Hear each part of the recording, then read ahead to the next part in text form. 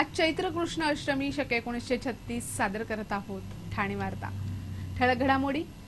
निवडणुकीच्या प्रचाराची धामधूम थंडावली।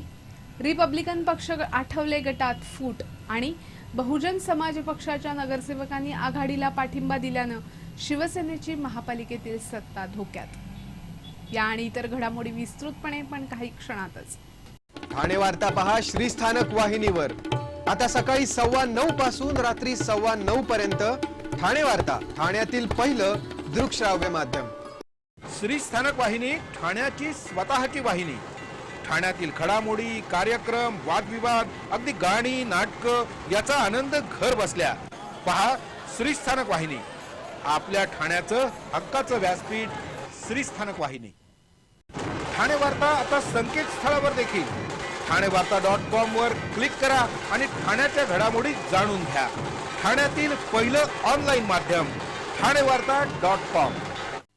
नमस्कार मंडळी, दर रविवारी पाहायला विसरू नका। नमस्कार मंडळी, आपल्या प्रश्नांचं थेट उत्तर। ठाणे वार्ता पहा श्रीस्थानक वाहिनीवर। आता सकाळी 9:15 पासून रात्री 9:15 पर्यंत ठाणे वार्ता, ठाण्यातील पहिलं दृकश्राव्य माध्यम। गेले काही दिवस जोरदार सुरू असलेला लोकसभा निवडणुकीचा प्रचार आज संध्याकाळपासून थंडावलाय। ठाणे जिल्ह्यात लोकसभेचे 4 मतदारसंघ असून या मतदारसंघात येत्या गुरुवारी मतदान होणार आहे। मतदानापूर्वी 1 दिवस आधी प्रचार थांबवावा लागतो, त्यानुसार आज संध्याकाळपासून हा प्रचार थंडावलाय। जवळपास गेल्या 9 मार्च पासून विविध राजकीय पक्षांनी आपापला प्रचार सुरू केला। हळूहळू या प्रचारातील रंगत, चुरस आणि लढत वाढत गेली। प्रचारातील ही चुरस शिगेला पोहोचलेली असतानाच आता ती संपली। राजकीय पक्षांनी आपल्या उमेदवारांची नावं निश्चित केल्यानंतर तसंच उमेदवारांनी आपली नामनिर्देशन पत्र दाखल केल्यानंतर प्रचाराला चांगलाच जोर चढला। गेल्या 5 एप्रिल पासून प्रत्येक पक्षानं आपल्या उमेदवाराचा जोरदार प्रचार चालवला होता।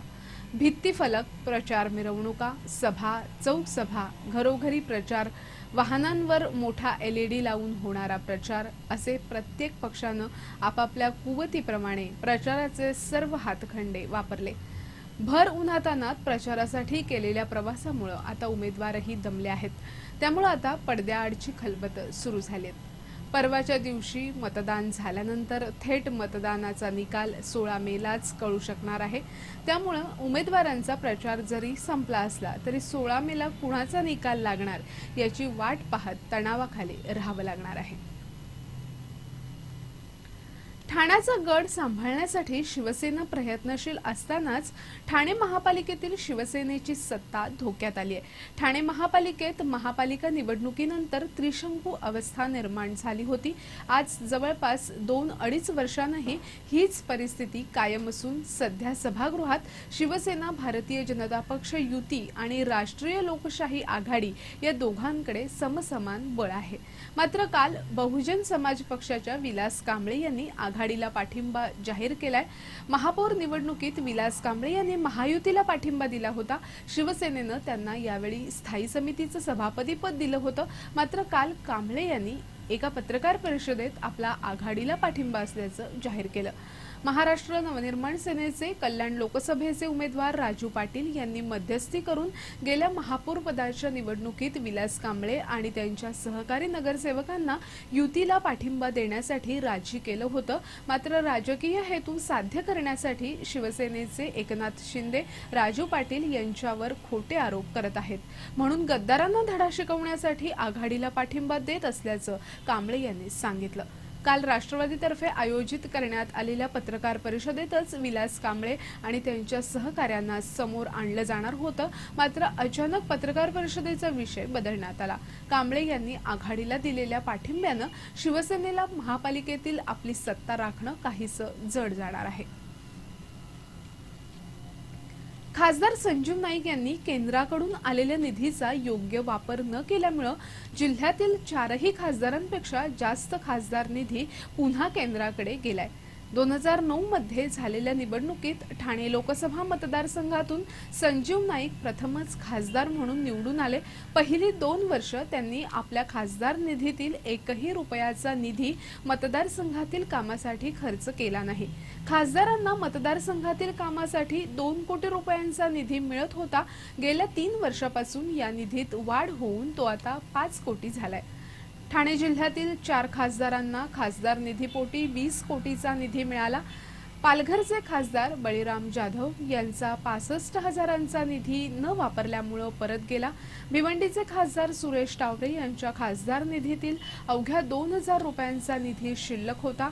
कल्याणचे खासदार आनंद परांजपे यांनीही आपल्या निधीचा योग्य वापर न केल्यामुळे त्यांचा 17 लाखांचा निधी परत गेला।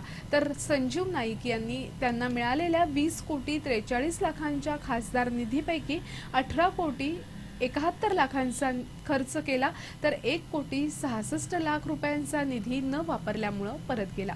ठाणे वार्ता पहा श्रीस्थानक वाहिनीवर आता सकाळी 9:15 पासून रात्री 9:15 पर्यंत। ठाणे वार्ता, ठाण्यातील पहिलं दृकश्राव्य माध्यम। आपला परिसर स्वच्छ आणि सुंदर ठेवण्यासाठी ठाणे महापालिकेत सहकार्य करा।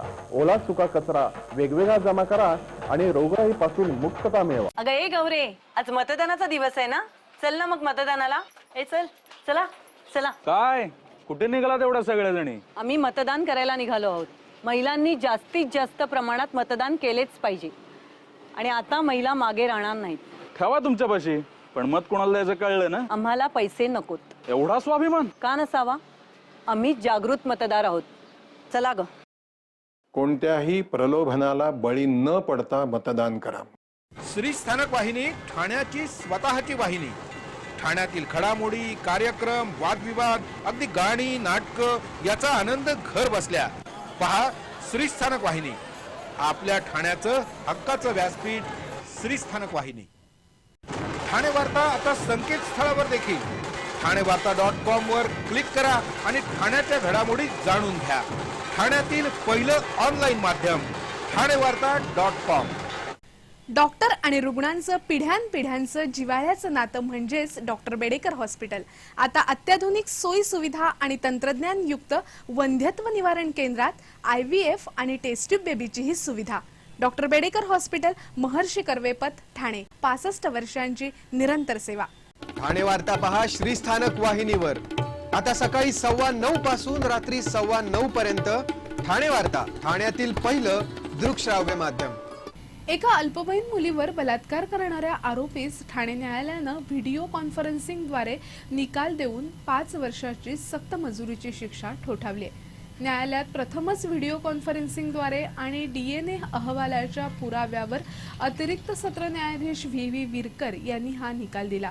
मुंब्र्यातील शिवाजीनगर येथील राजू अपार्टमेंटमध्ये सुरक्षा रक्षक म्हणून काम करणाऱ्या सुरेश यादव यानं त्याच इमारतीत राहणाऱ्या 14 वर्षीय शाळकरी मुलीस इमारतीच्या गच्चीवर नेऊन तिच्यावर बलात्कार केला। त्याला यामध्ये संजय पुजारी आणि संदीप पुजारी यांनी सहकार्य केलं। या तिघांनी पीडित मुलीस धमकावलं असल्यानं तिनं याची वाच्यता केली नाही, पण मुलगी कालांतरानं गरोदर राहिली आणि या प्रकरणाचा बभरा झाला। मुंब्रा पोलिसांनी या प्रकरणी दिनेश, संजय आणि संदीप अशा तिघांना अटक केली। या तिघांपैकी संजय आणि संदीपला जामीन मिळाला, तर मुख्य आरोपी दिनेशला न्यायालयीन कोठडीत ठेवण्याचे आदेश न्यायालयानं दिले होते। या प्रकरणाची सुनावणी VV विरकर यांच्या न्यायालयात सुरू होती। दिनेशला न्यायालयात न आणता व्हिडिओ कॉन्फरन्सिंगद्वारे त्याचा जाबजबाब नोंदवण्यात आला। या प्रकरणातील 6 साक्षीदार तपासण्यात आले, तर पीडित मुलीच्या बाळाची आणि दिनेशची DNA चाचणी करण्यात आली।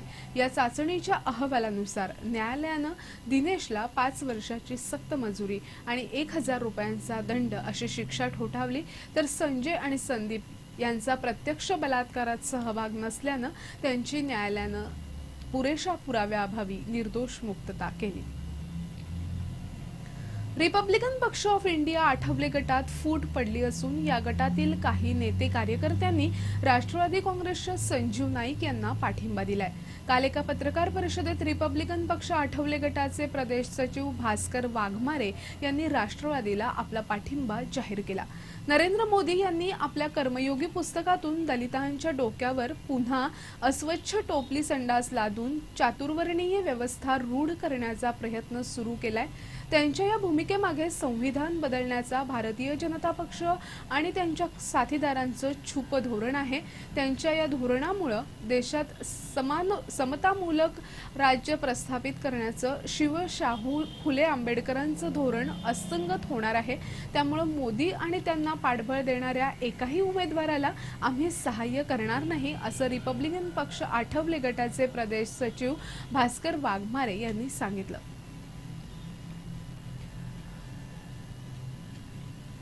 ठाण्याच्या विविध भागात काल रात्री पावसाचा शिडकावा झाला। राज्याच्या विविध भागात पाऊस आणि गारपीट झाल्याच्या घटना घडल्या आहेत। काल रात्री 9:30च्या सुमारास ठाण्याच्या विविध भागात विजेच्या गडगडाटासह पावसाचा शिडकावा झाला।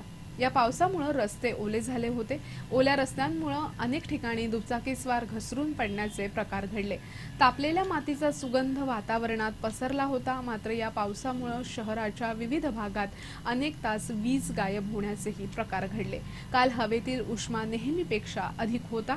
रात्री पावसानं लावलेल्या हजेरीमुळे काही काळ सुखद गारवा निर्माण झाला होता। मात्र नंतर पुन्हा असह्य उकाड्यानं ठाणेकरांना हैराण केलं।